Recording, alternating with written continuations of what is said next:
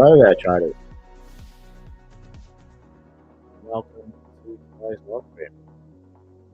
Sorry, I was just vibing to the music then. Hope everybody's good. My name is Jonathan Kibler, Senior Market Analyst at Blueberry. I'm going to take you through the charts today. Looking a bit baby-faced today. Looking at the camera there. Had a shave. Looking a bit baby-faced. So, hope everybody is doing well.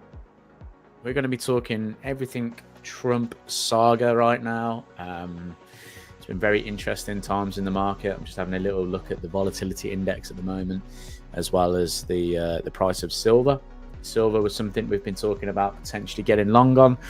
I managed to get long twice on silver so far. Just took profits recently, and now price has kind of headed up into these areas here. So I'm going to be talking a little bit about silver today. I'm going to talk about situation with obviously Donald Trump and what's going on with the tariffs, because this is going to be something important going forward throughout these next couple of years. And if you are new to trading and you haven't been through a sort of trade war situation before, then you should really go check out my video where I talk about the volatility index. So that being said, let's get into the charts. We'll get into a little bit of fundamental analysis as well, and then we'll go over a few charts that I'm keeping my eye on going into this trading week. Let me know if you can hear me, guys. I'm hoping you can hear me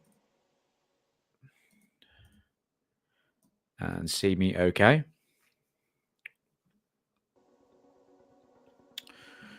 Right, first of all, let's talk a little bit about the fundamentals that are going on in the markets right now.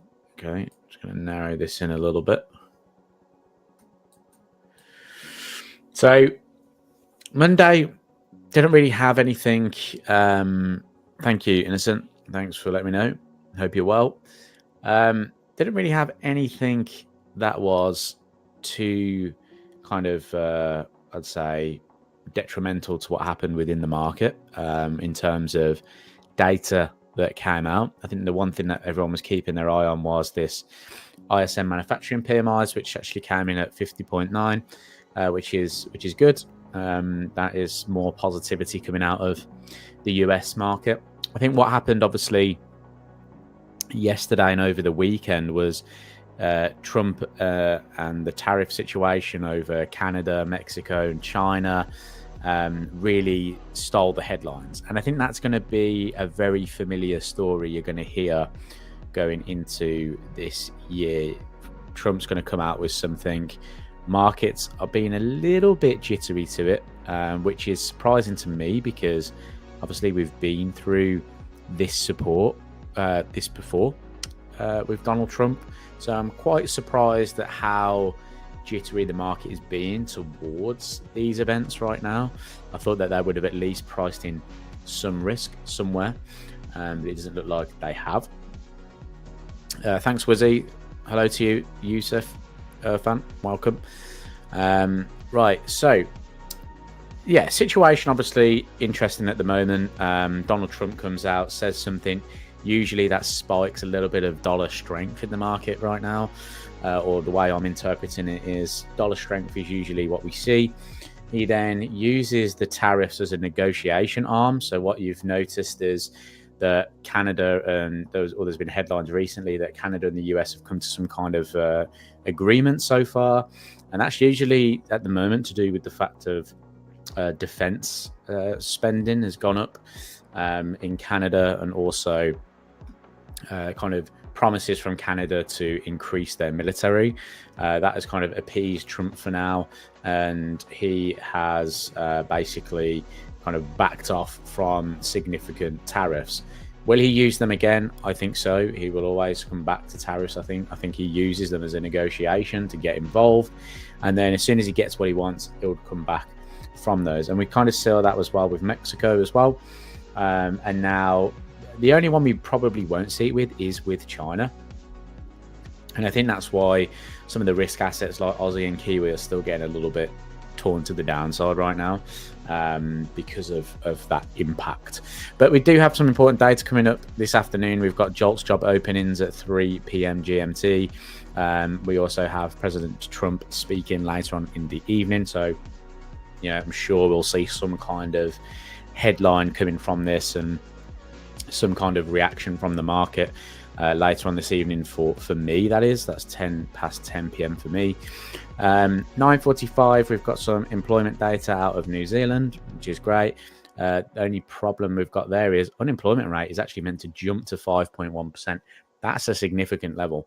That is something that the people in New Zealand or the RBNZ will not want to see.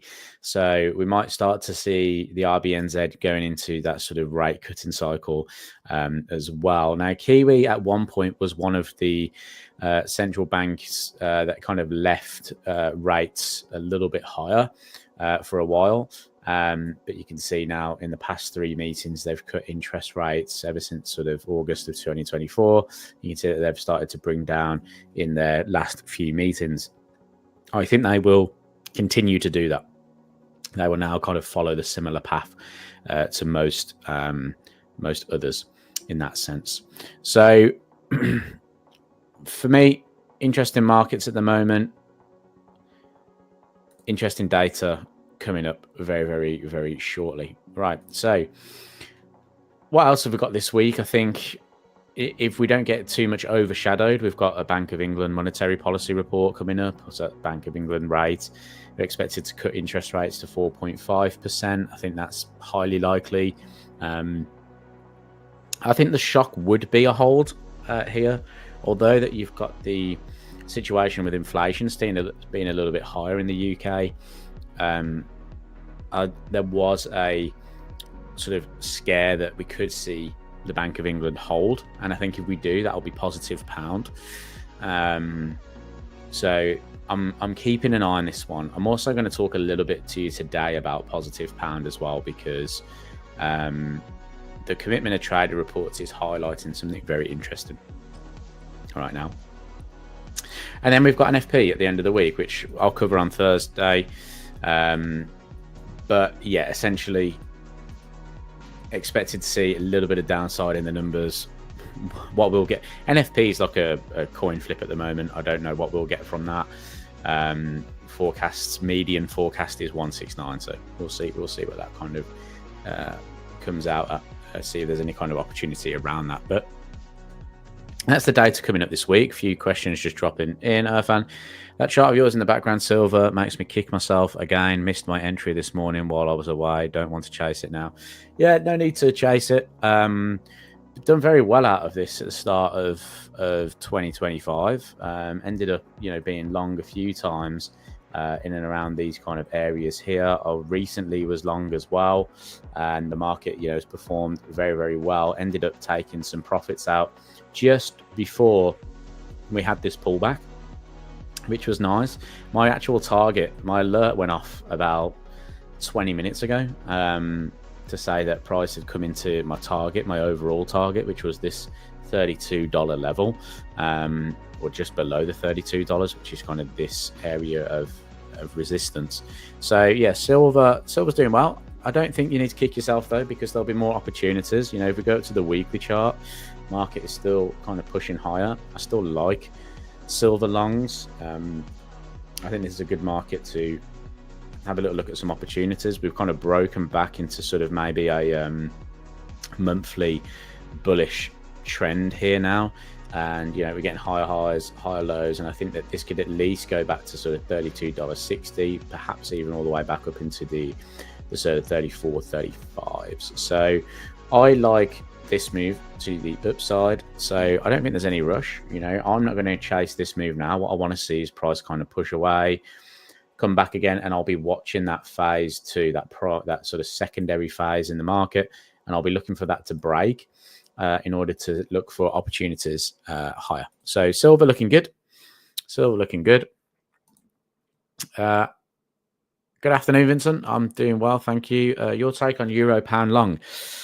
Oh, I don't know if I want euro pound long anymore. I was looking at it the other day, And down here, we were very much bullish euro pound. We come up into the resistance level. Prices then kind of reversed from there, and we've seen quite a big move down. Reason why is because there's a difference between potential tariffs on the EU and the UK. At the moment, the US, or Donald Trump, is kind of leaving the UK alone at the moment. He's not directly targeting the UK. Now, he is kind of targeting the UK by putting tariffs on Europe, but we don't know to what extent the tariffs on Europe are going to be just yet. I think he's going to target more the sort of automobile industry. He's talked very much a lot about he doesn't want Americans buying as many German vehicles. So I think there's going to be a lot of tariffs when it comes to automobiles in Germany. You can see that kind of reflected on charts like Volkswagen. Those markets, they're quite interesting to have a little look at the moment, because Volkswagen shares have fallen quite considerably recently. So there are some points to kind of make there in the fact that the EU is going to be tariffed. The UK at the moment is not. And, you know, we've seen this kind of downside potential move. I actually feel that we're more likely to trade a little bit lower for now. And the reason why, you know, I don't like the sort of upside in this market as well is because of the commitment to trader reports. If I just bring over a type of report, let me just bring it over because I was having a little look at it earlier. Here on this British pound futures chart. So what I've got is the legacy report just down here and the price chart at the top. You've got the commercials, the small speculators in blue, large speculators in green, which is the hedge funds essentially. And if you have a little look at what's going on here, I'm just going to apply that. We're actually at an extreme right now. If you look down here, we're at minus 21,672 contracts net. Okay.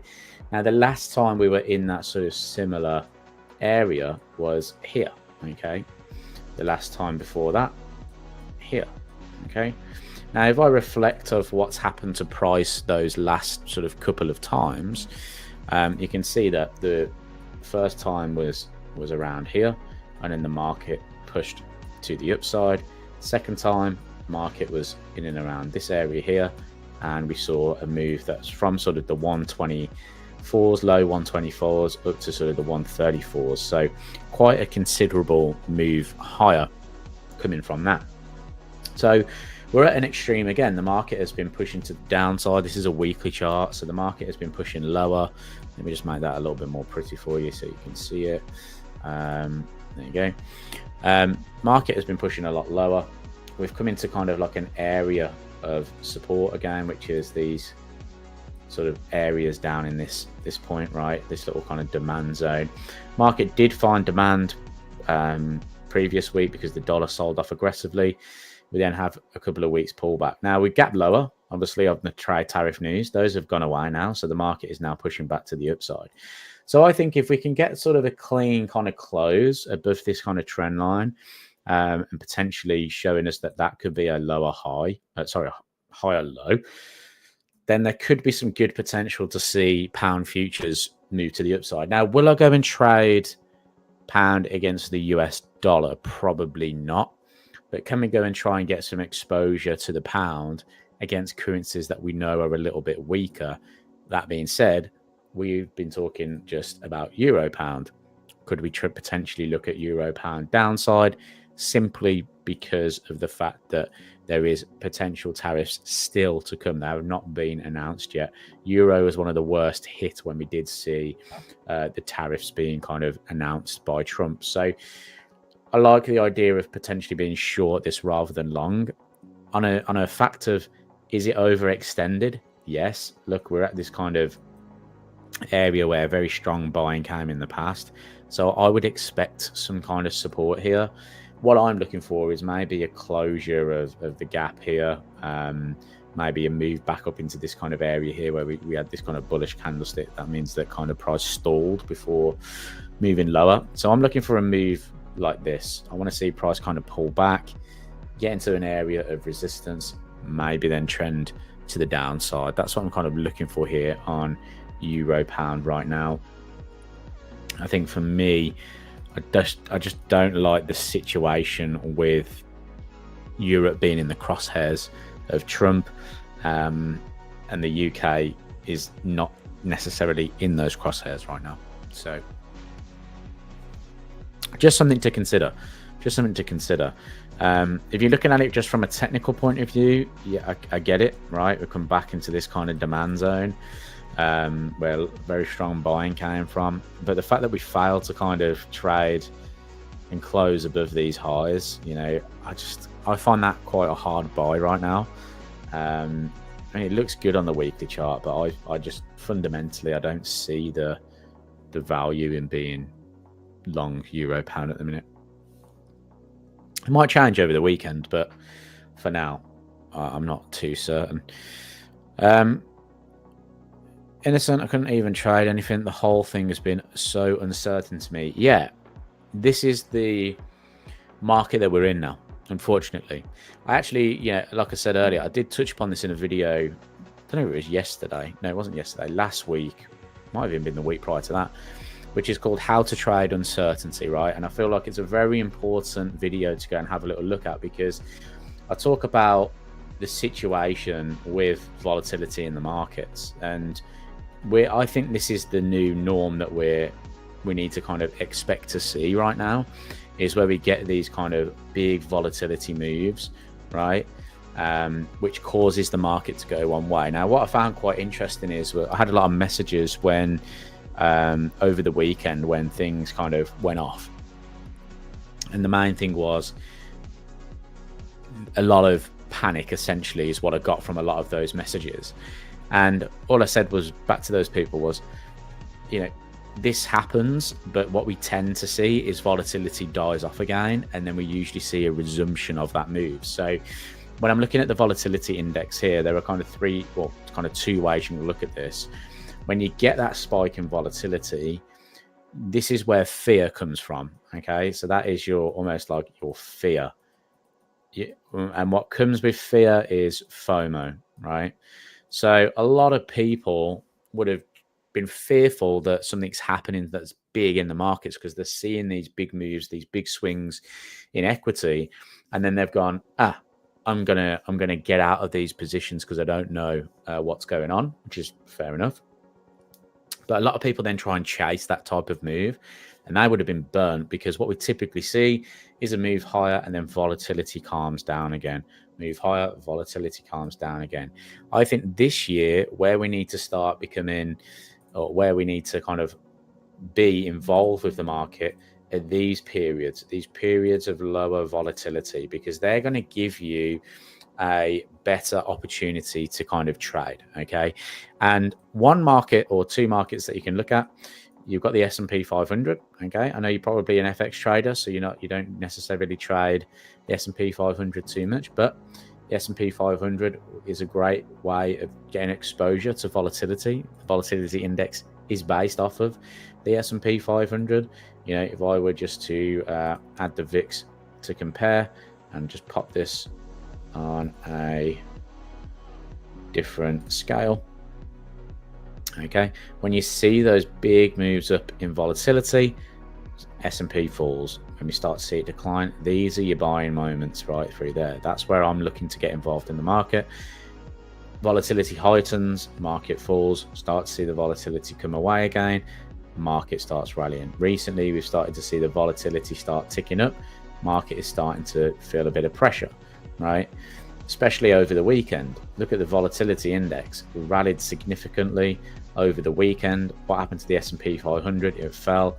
But as soon as that volatility started to fade, market started to push back to the upside. So that's something that we always need to consider there, is when the volatility starts flicking off, then you can start going to that. One other market that you might consider is yen. Okay, so I've talked quite extensively recently about how I feel about the opportunity about yen, right?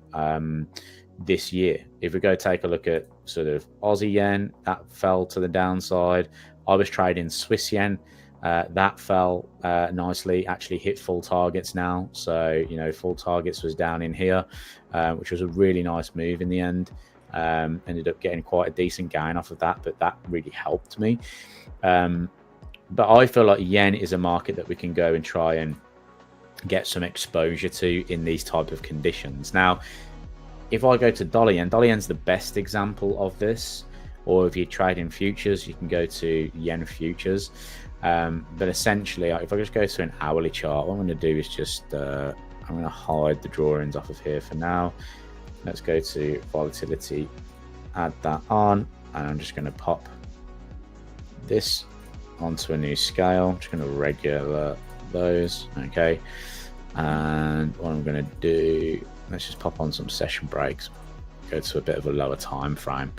So usually when you see volatility spiking aggressively, that is bullish yen. So that is, you know, a sell in US dollar yen. Okay, so as you can see, volatility was moving to the upside, dollar yen started to push to the downside. As the volatility started to sort of taper off and move lower, this is when we started to see dollar yen start moving back to the upside. So this is where I think we can find some opportunity. The reason being is because nobody really knows when that volatility is going to spike, right? It's not going to, you know, we don't know when, you know, arguably I knew the market would gap over the weekend. I didn't know how much the market was going to gap, especially when you go take a look at the likes of dollar CAD, things like that, dollar peso. I didn't know how much they were going to gap. Yes, they would gap. But at the same time, that gap provides an opportunity. Market gapped over the weekend, gives you an opportunity to start trading that. Now, dollar yen is a good example of this, but you could also go and have a look at yen against other currencies. You know, maybe you could go take a look at a risk currency like the, you know, Aussie, for instance. When you start to see volatility move higher on Aussie yen, you saw that downside there. When you started to see it taper off, Aussie yen rallied. Okay, and this is how you can try and use the volatility index in order to try and, you know, gain some opportunity within the market. Okay, especially when you get these bigger spikes, right? That's where I would be focusing some attention. When you get a large spike in volatility, that's when you want to be doing some opportunity with the market. Okay, don't really want to trade it when it's just kind of, you know, floating around, you know, doing these kind of minimal spikes like around here. You want a big volatility spike, big spike in volatility. That's going to give you an opportunity within the market. Obviously CAD was one of those big players as well, because Canada was the one that was getting tariffed, so we saw that move significantly to the downside. But look at that recovery. You know, how many traders would have seen that market gap close and then sold the gap, right? You know, I'll hear that all the time. Someone would be looking at that potential move of this gap, and yes, large majority of the time gaps close. So someone would have been looking at this here and gone, I'm going to sell that close there, and look what happened. Prices ramped straight through that. So be very, very careful in these times. But I would say I'm going to try and stay on the side of, you know, volatility, in terms of I'm going to see the VIX, if it rallies, I'm going to be looking to fade that volatility spike. Essentially, that's how I'm going to be playing the markets for a good while, I think. Now that makes it difficult. Okay. I was looking at yen buys this week, but they're not there yet. Not there yet. Because look, volatility is coming off. So yen's going to sell off.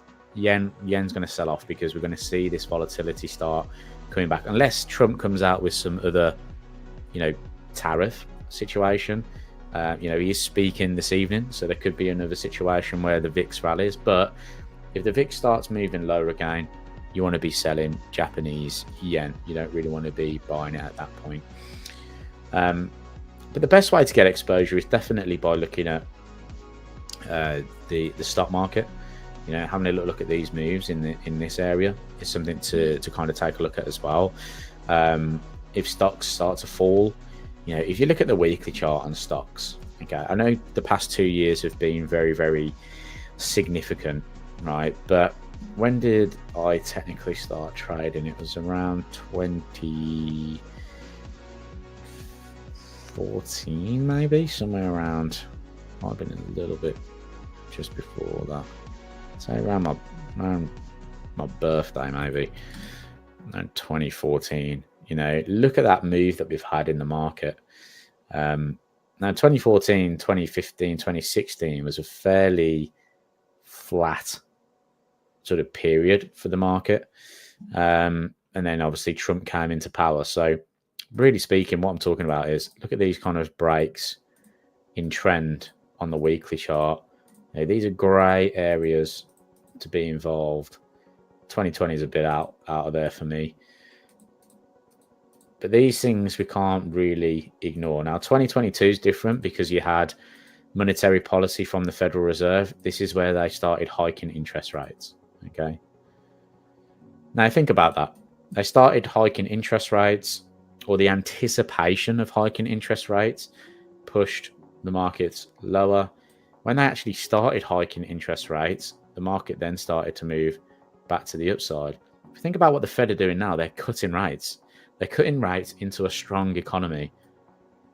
I don't see how that is beneficial for bears in this market at the moment. Until it becomes a very parabolic move. But I don't think we're quite there yet. I think we could see some further upside in that.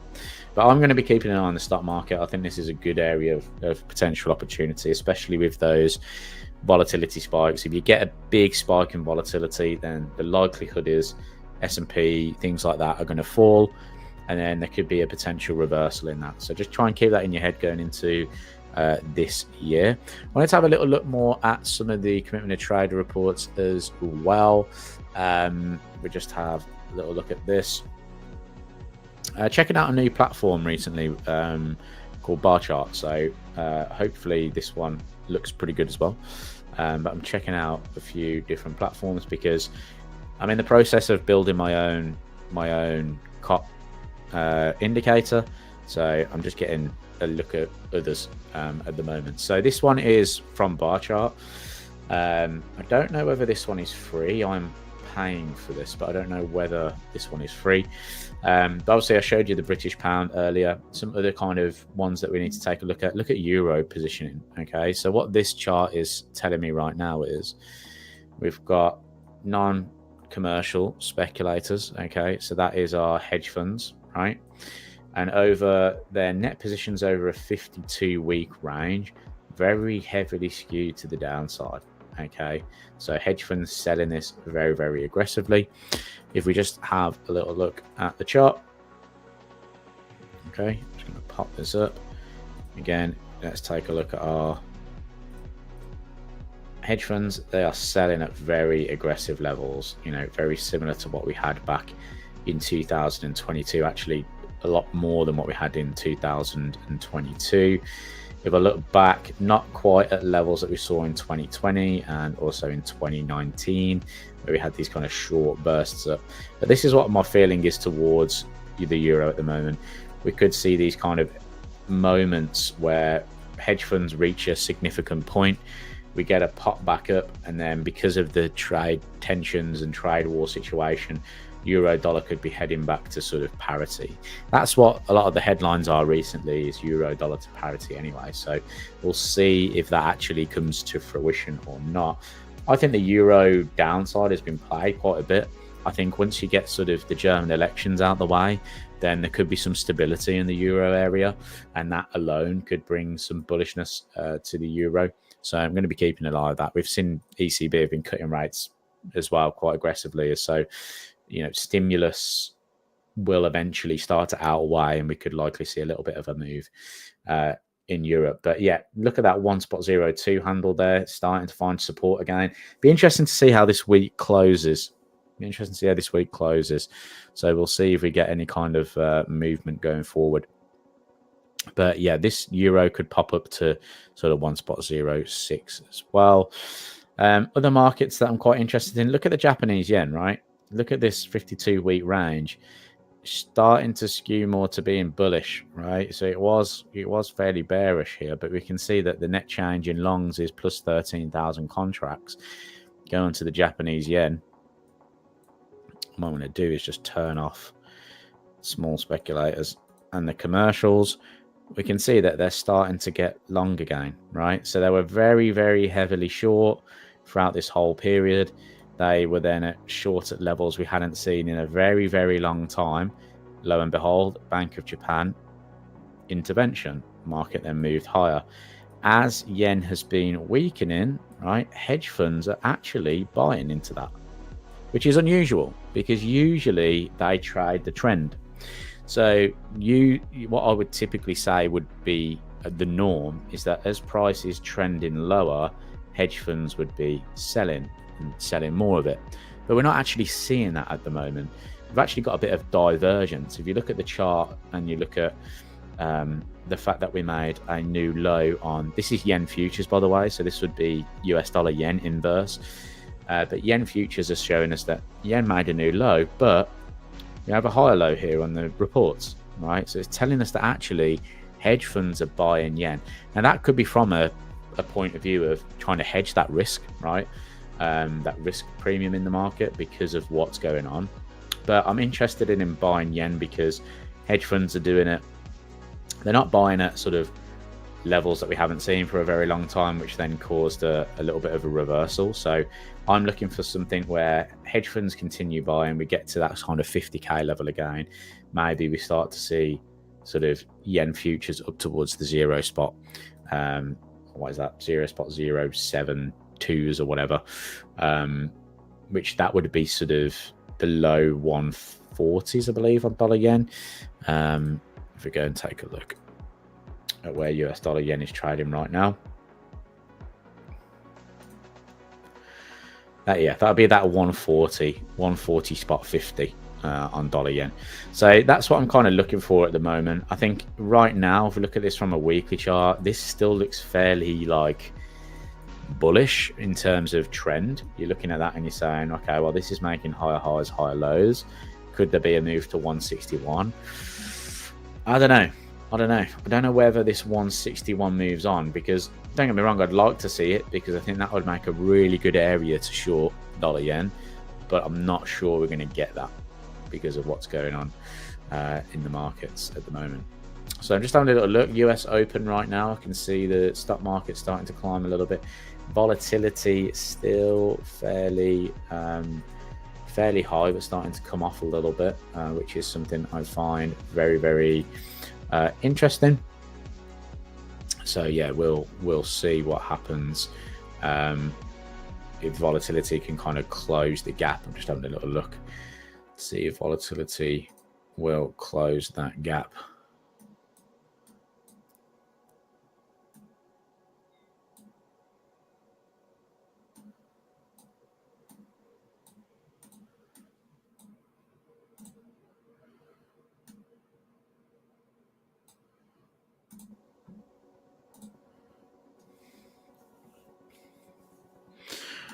Right. So yeah, I'm a big fan of yen. Basically, looking at the COT reports, I feel like this is a market that I want to try and get involved with. Yen is obviously being bought up by hedge funds, so I want to be a part of that. US dollar also is still being bought up by hedge funds if we look at the US dollar index. So dollar still, I feel, going to be a little bit of a stronger currency. So I'm not necessarily wanting to go against that either. Right now we can see that we had some strong buy-in. They were very, very short down at this level where we talked about a reversal. We had the reversal. We're not really at mega levels of longs just yet, so I'm waiting to see us creep a little bit higher before we see maybe some significant downside when it comes to the US dollar. But still very interesting to see where we've come from recently. Let's have a quick flick over to something else. Swiss franc. I like the sales on Swiss franc. We can see that they're selling the Swiss franc quite nicely as well. New Zealand dollars come off a little bit. We were seeing very aggressive shorts on the New Zealand dollar as well, which made me think that, you know, we'd get some kind of support coming in. So what we were looking at before was the fact that we were at these 2022 lows, which is a very, very strong support level. Price rallied from that support. And I was looking to see if we could get some kind of reversal in and around that area. If we take a look at this sort of COT reports here, you can see the commercials are buying at record levels, hedge funds are selling at record levels. Usually that does lead to some kind of reversal. So I'm going to keep my eye on Kiwi, because I still in the back of my head want to be a buyer of this market. It's just that the conditions aren't there to do it. Conditions are not there to do it right now. I want to see maybe a close above the 22 highs again. I want to start to see a little bit of dollar pressure coming off. But ultimately, I want to start to see some trend breaks on New Zealand dollar, because at the moment, we don't really have it. If we look at the daily chart, had this kind of breakout here. And since then, we've kind of been making our way back to the downside. So yeah, I think if the 4-hour can maybe break into new highs, I'd be a little bit more interested in being a buyer of Kiwi. But again, if we don't want to buy it against the US dollar, we can go and potentially buy it against something else, like something that's getting weaker. Swiss franc. Swiss franc is something that's getting weaker. We did talk about Kiwi Swiss quite often. I'm keeping this one on my radar. We were looking at the potential break into these highs. We had it, but we didn't get a sustained hold. I'm looking for 2 closes above a previous high to confirm a breakout. Didn't get it. We had 1 close, 2nd close, then close back within. Ever since then, price has just been moving lower. So I need to see another kind of break into a new high. That would then make me feel a little bit more comfortable being a buyer of this market in particular. Okay, so yeah, I like the opportunity here on Kiwi Swiss. So I want to be a potential, buyer of this market. But yeah, we'll wait and see. Any questions so far, guys?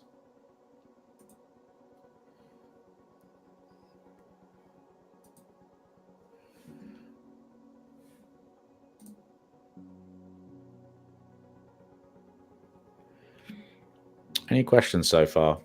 Currency strength meter, a little bit all over the place. I haven't filled it in this week in terms of the heat map. Reason being is because we've had a little bit of a fluctuation in those moves, and that's because we're getting kind of stories from one week to another. Obviously, it's saying short US dollar right now. I don't know whether I want to be on that side of the short at the moment because of obviously hedge fund sentiment, but also the fact of Trump could just come out and say something and the dollar will spike again. So although it's saying sell US dollars, I'm not a fan of that. Also, it's saying buy euro. I don't think I'm a fan of buying euro either.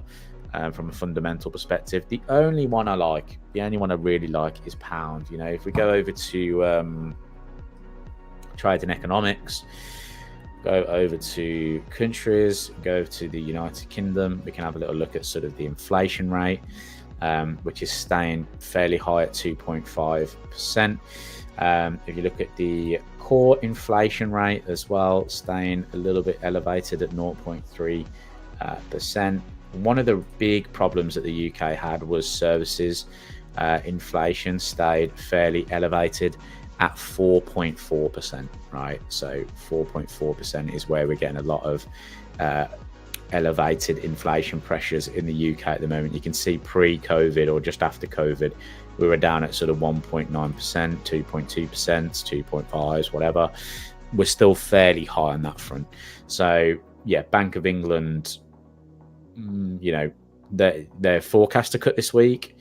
I think it could, there could be swayed to hold potentially.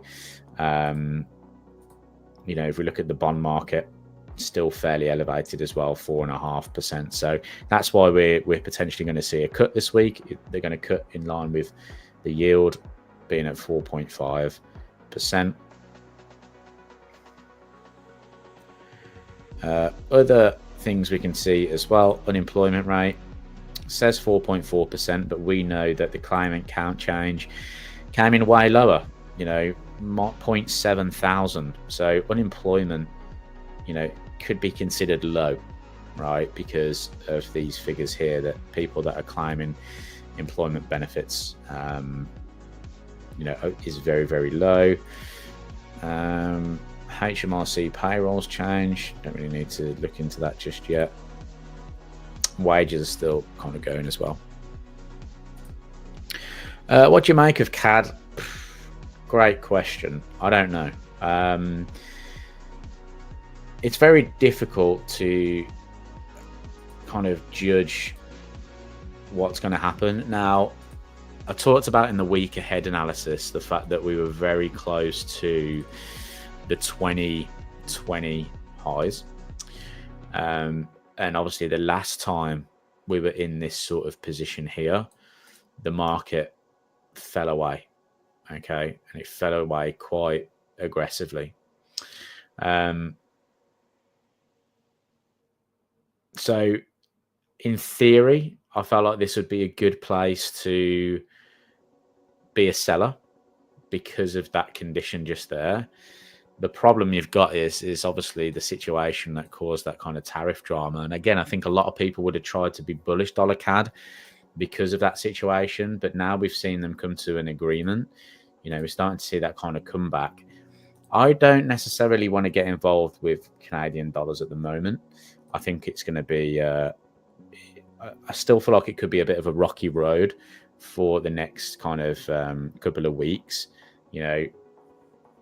Depends on how aggressive Trump is going to be, or whether he comes back to Canada and says, okay, I'm going to come back and try and tariff you again, which I don't see happening. But you just don't know with Trump. This is the problem. The uncertainty can kind of put you off positions. There's nothing here that suggests like, okay, I'm going to be a big seller of this market.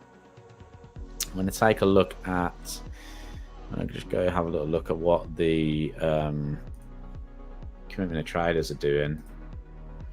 Not really at an extreme, which is unusual for where price is. Like, we're not as deep as where I expected us to be.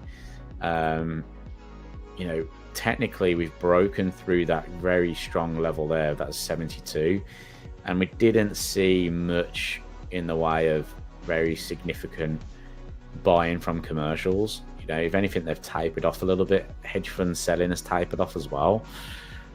So I think I'm just going to sit on my hands with anything CAD related at the moment, and I'm going to have a look to see if there's any kind of possibility of waiting for some breakouts. But you can make a good point with oil. I think if we do start to see oil rise, now oil's a different story altogether, because obviously you've got a situation where we've just had announcements that China are going to tariff oil, and which could impact oil importers and exporters. So that could affect sort of companies impacted by oil, right? But Donald Trump wants to increase the production of US oil, and that would usually bring down the prices, because if there's more supply of something, there's less demand for it, and the price moves lower. So he's trying to create that kind of production, and he's going to give incentives to oil producers to produce more and basically drill more oil. The saying that's going around at the moment, drill baby drill and all that. So he wants to see that production increased. The problem is, or the problem that's around the world as well, is OPEC, right? OPEC are there to kind of control the oil prices. They try and control the supply and demand. And there's a kind of a two-pronged sword to this. If the US do produce oil and sell oil at a cheaper price, then it might encourage other nations to go and get their oil from the US rather than OPEC nations. And that's going to be something which is, because OPEC don't want to reduce prices, basically. They want to basically have a level around $70 or so. But they could obviously control the supply and demand if they start to, cut production. then we usually see oil prices rise. If they start to, reintroduce production, we see oil prices fall. But they could be outpriced by the US if the US start to produce oil, because the US are the third biggest producers of oil in the world. So, yeah, I think oil is going to be a very interesting story throughout the year. Do I want to trade it? Kind of. I like the idea of oil upside, because I think if we start to see tariffs from China, I actually thought that positive oil would come from the tariffs on Canada. Those tariffs went away, and look what's happening to oil prices. They're like falling at the moment. So I think I would have liked to have seen a bit more of a upside move to oil more than anything. And I still feel like just because Trump said that he wants producers to drill more oil, we're not really at that stage yet, right? We're not really at that stage where they can do that right now. The incentives haven't really been put into place just yet. The guy's only been in office for a week or two. So until we kind of see the bigger picture with that, I still feel oil could maybe try and climb its way back towards $79. That's my opinion anyway, but I need to wait for some conditions here. Market has fallen a long way since reaching that $79 threshold. We are starting to see some bullishness here. I mean, that is a very strong bullish rejection right now. I don't know if there's been any data drop just yet. I might have missed something. Well, there was OPEC meetings yesterday.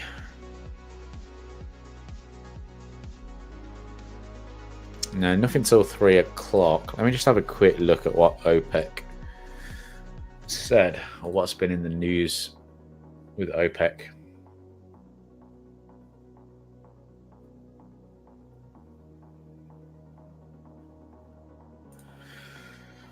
What are Reuters saying? Reuters are saying OPEC Plus sticks to oil policy, ditches US government. All right.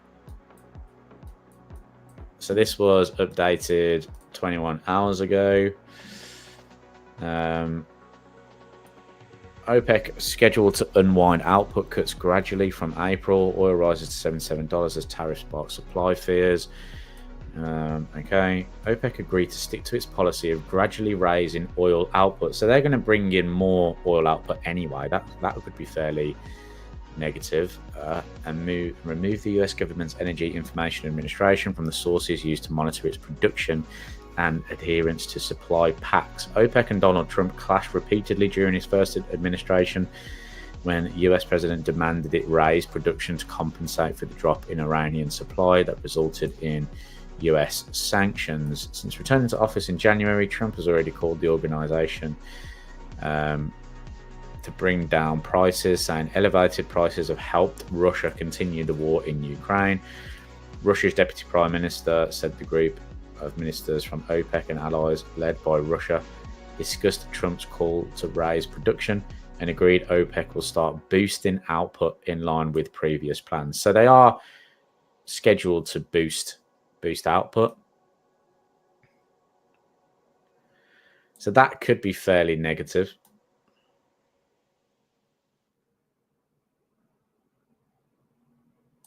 It's if they were going to reduce output, that would be fairly bullish for prices.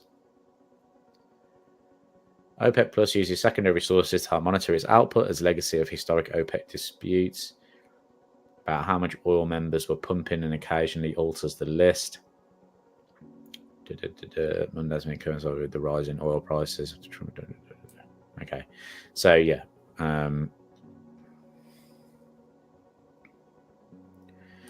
It's cutting output by 5.85 million barrels per day, equal to 5.7% of global supply, agreed in a series of steps since 2022.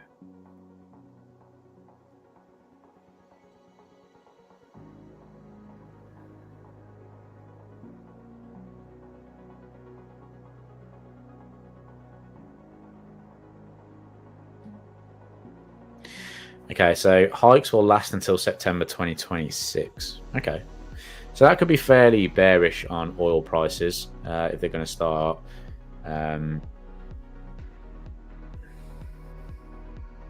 raising output. So that's the key there. They're going to raise output. So that could help bring down oil prices essentially. Now looking at the weekly chart here, it does start to look a little bit bearish. I don't like selling here though.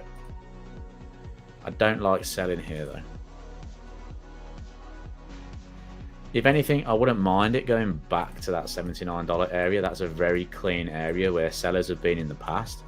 So I quite like that situation there, because we know these markets, just because OPEC said it's going to increase output doesn't mean that, you know, it can't pull back a significant way before moving somewhere. So we've got this kind of support down here.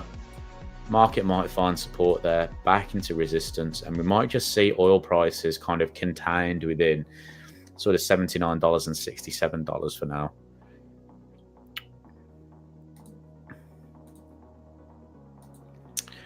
Harmeet, please take a look at Swiss yen for short setup. Yeah, I mean, I liked the short last week. I managed to get some profits out of that last week.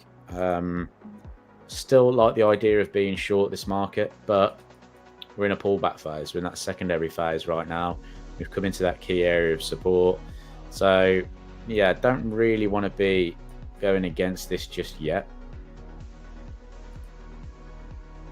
I think maybe if we start coming back into like this little area here, but all you need to really focus on is, you know, what's the trend doing on the lower time frame here, and it's up at the moment. Market is making higher highs and higher lows. If that changes and we start to get lower lows and lower highs, then yeah, you know, I'm looking to potentially get back into this one to the downside. But at the moment, we're still seeing that kind of bullish move. The 4-hour chart made a new high.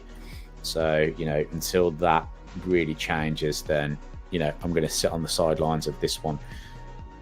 We'll just wait to see if we can get that kind of decent pullback. We've got the 50-day moving average up there as well, 172.25. So I quite like that move in there. But yeah, Swiss yen is still on my list. Yeah, just because I've took some profits here doesn't mean that I don't like downside. I do. Just going to wait to see if we get some kind of big opportunity to do that. Waiting for a retest on oil to short it. Nice. Yeah, I like the idea of potentially seeing a rebound. That price action is really interesting, right? Big move to the upside, big move to the downside, now back again. The real battle here between what's going on with oil prices at the moment. Gold is at all-time high. Do you think it will reach 3,000 this year? Yes, I think it will.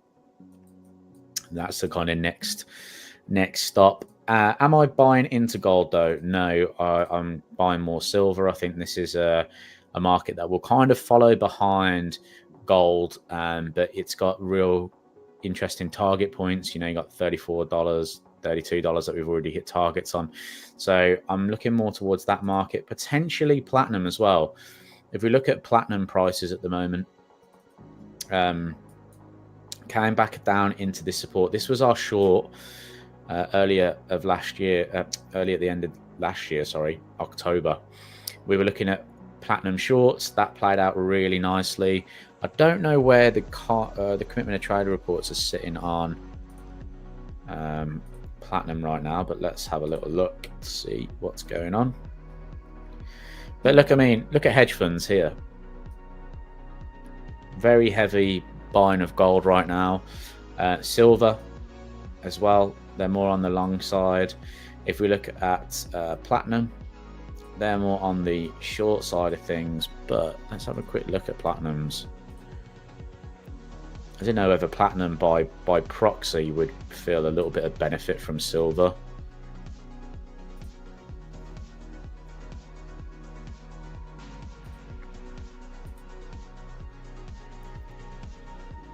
Hedge funds still on the sort of short side. This is why we were short, because hedge funds had reached an extreme. We did reach an extreme recently, or very close to an extreme anyway, by the looks of things on that particular week. So we have seen a bit of a bounce, but we're not really seeing sort of turnaround in buying, are we, on platinum? So maybe platinum's not the best one. If we look at silver, though,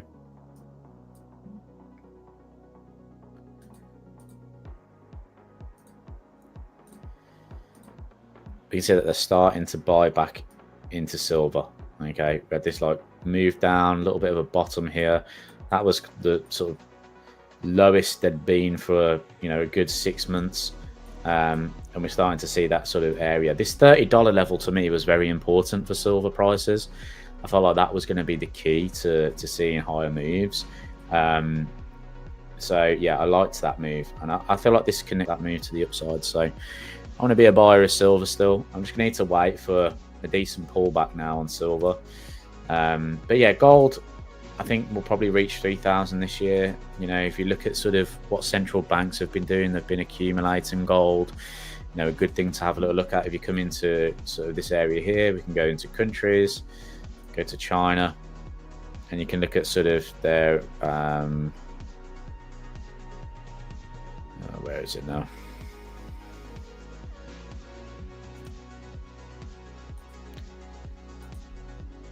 You can have a look at the gold reserves.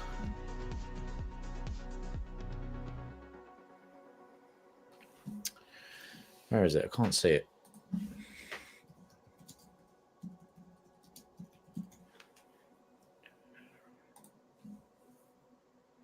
I don't know where that is on that list there, but it's there. But you can see over the sort of the past few years, China's not, and they're not the only one, but they've been increasing their reserves of gold, and you can see that they're starting to top out a little bit. But I think that central banks are going to continue to buy into gold. I think that's going to give you the opportunity to see gold prices trade higher.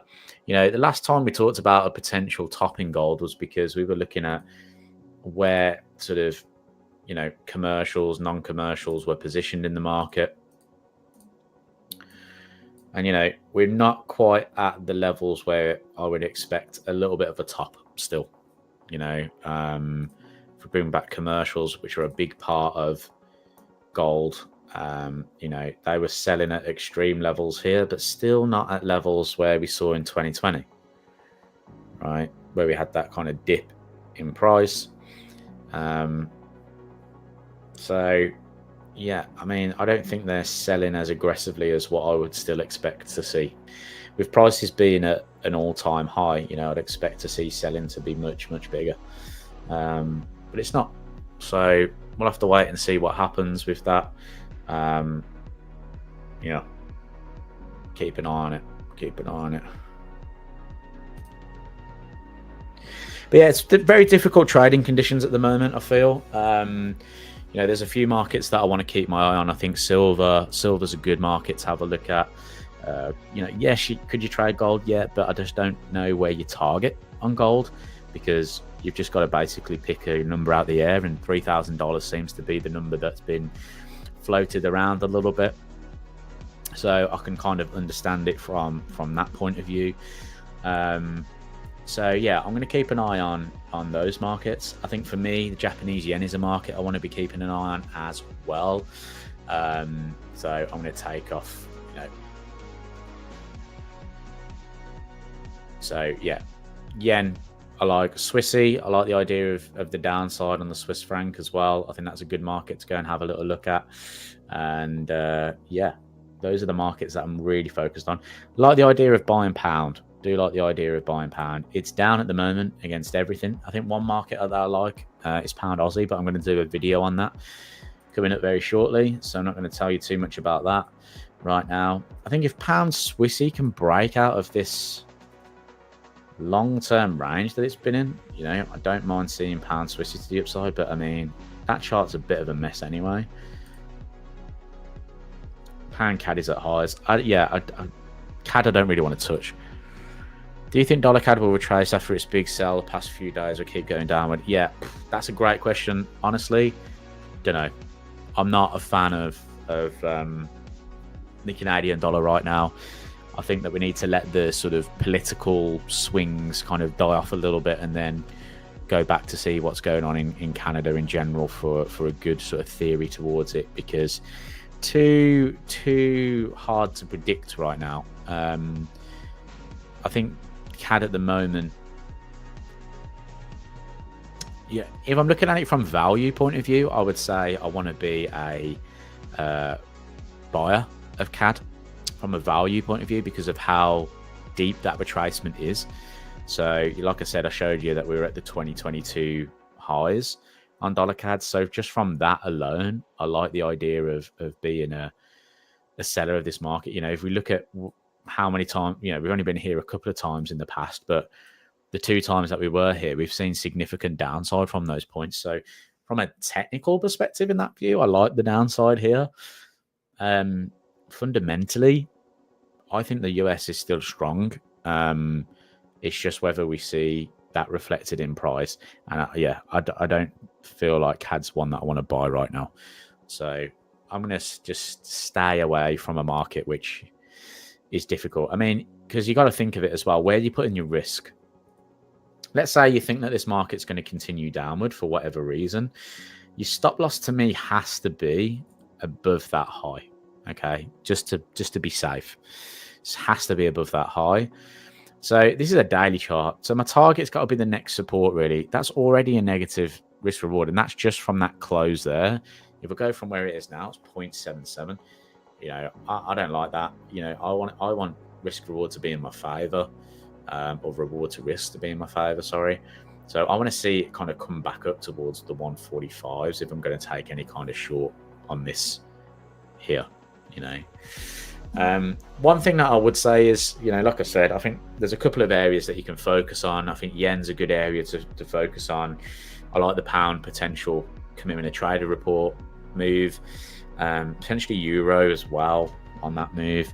But I really think that the opportunity this year is going to be in volatility. If we see a volatility spike, wait for it to cool down a little bit, go and have a little look at the markets that are impacted by that. Problem you're going to have with things like the Australian dollar at the moment, I can see like right guy, you're saying I'm short pound Aussie right now. That's great because volatility is coming off a little bit. But if Trump does go and target China again, Australia's biggest trading partner, they're still going to feel the brunt of that. And I think Australia's going to get hit a little bit as well. So just be a little bit careful with that one. But, you know, I like the idea of long pound Aussie, so because of that reason. But yeah, good luck with that trade. Hope it goes well. And yeah, anyway, guys, I'm going to leave it there. We've been going for just over an hour. That's how long I like to kind of run these for. I will speak to you soon. There's a video coming out tomorrow, so please check that out. And I'll be posting that across the socials. So hopefully you can have a little watch of that. That is about pound Aussie as well, really. So keep your eyes out for that. But thank you for joining me, guys. Appreciate you all. I will see you all later. Have a great trading week. Bye.